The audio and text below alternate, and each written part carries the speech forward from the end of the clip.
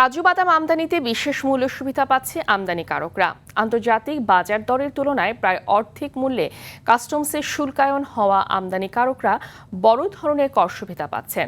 ব্যবসায়ীদের তথ্য অনুযায়ী খোসামুক্ত কাজু বাদাম কার্নেল আমদানিতে দেশের বিভিন্ন স্থলবন্দরে প্রতি কেজির শুল্কায়ন মূল্য ধরা হয়েছে $4.10।